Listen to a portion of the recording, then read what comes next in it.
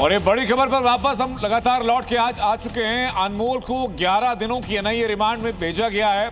आज NIA court में अनमोल बिश्नोई को पेश किया गया। बंद कमरे में अनमोल बिश्नोई की सुनवाई हुई और 3 बड़े केसेस जिसमें बाबा सिद्दीकी हत्याकांड, सिद्धू मूसेवाला हत्याकांड और सलमान खान के घर पर फायरिंग, ये 3 मुख्य केसेस हैं अनमोल बिश्नोई के खिलाफ, जिसके ऊपर अनमोल बिश्नोई को जिसके आरोप में पेश किया गया था। मेरे दोस्त सहयोगी प्रमोद शर्मा और नीरज गौड़ लगातार इसी अपडेट पर बने हुए हैं।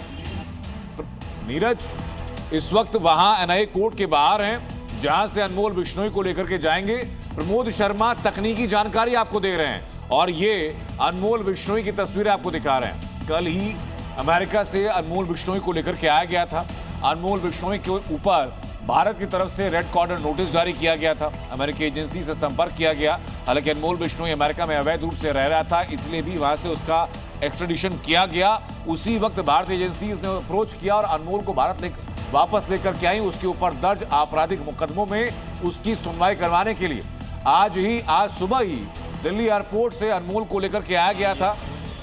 उसके बाद सीधा एनआईए ने अपने कब्जे में लिया। एनआईए कोर्ट लेकर के गई। बंद कमरे में लॉरेंस बिश्नोई के भाई अनमोल बिश्नोई की सुनवाई हुई। 3 मुख्य आरोप हैं। 3 मुख्य घटनाओं में आरोपी है अनमोल बिश्नोई। पहला, बाबा सिद्दीकी हत्याकांड, सरेआम बाबा सिद्दीकी की हत्या की गई थी मुंबई के अंदर। दूसरा, सिद्धू मूसेवाला हत्याकांड। और तीसरा, सलमान खान के घर पर फायरिंग। इन तीनों घटनाओं में, इन तीनों वारदातों में वांछित अनमोल बिश्नोई है, जिसको कि आज एनआईए कोर्ट में पेश करने के बाद 11 दिन के रिमांड पर ले लिया गया।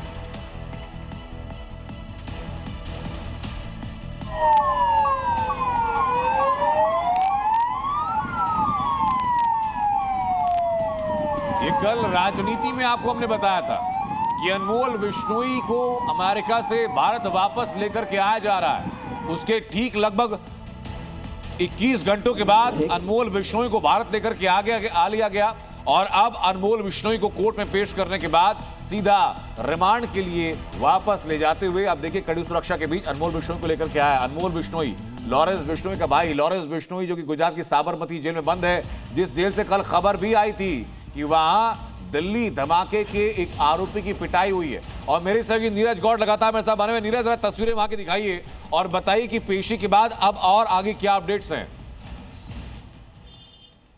बिल्कुल आनंद, मैं आपको बताऊं कि यहीं से ही लेकर के और जो है यहाँ पर एनआईए की टीम जो है लेकर के निकली है ठीक सामने से, जो कि आप देख रहे हैं। इसी के ठीक साथ में ही यहाँ पर जो